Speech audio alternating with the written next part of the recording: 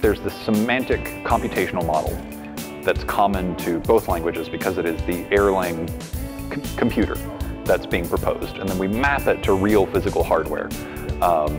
And Elixir follows the same model. It doesn't violate that computer. It just has a different face on it.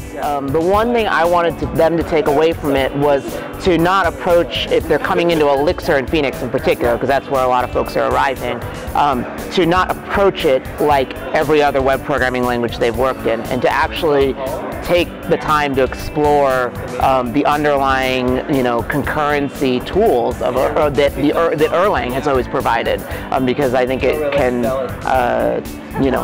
produce some really amazing results. I would say there's an emotional quality to programming that historically Erlang programmers just don't understand. We're a bit off on that respect. So great documentation, great getting started guides, great tooling.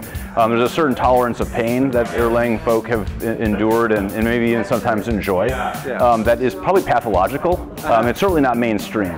Like, some things were frustrating when I was starting, but mostly it was just fun. It was giving myself an opportunity to learn something I didn't know. It was on a side project, so I wasn't getting paid for my work. I didn't have the stresses of performance at work. But I think it's awesome. Like, go outside your comfort zone. So the fact that the Elixir community has invested so heavily in outstanding documentation, outstanding tooling, great and fun testing, if there is such a thing. I mean, I think the doc tests taken from Python, I've always had a lot of fun with that, and wow, there it is in Elixir. It's bringing a lot of fun, I think, to the process, and then lo and behold, you have an underlying platform that is really outstanding.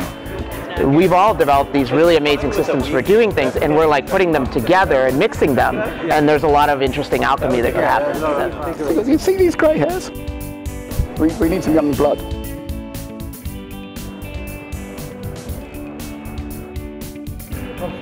So I'm really interested professionally in critical systems, in fault-tolerant critical systems, and it's much more well documented, the machines that appear in space programs than, say, water pumps in industrial settings. So there's a lot more research material that's available to me. The other thing is it's more engaging to talk about space, and then space is cool. Yeah, it's pretty obvious when things go wrong.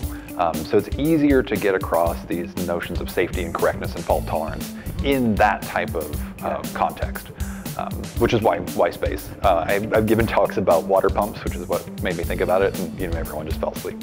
Yeah. Well, I like the keynote. Brian's keynote? Yeah. Yeah. Well, I like that. I learn more about space every time, right? That's a lot of fun. Yeah. Yeah, I worked for the Swedish Space Corporation before I worked for Elixir. So I've actually written software that executes inside satellites.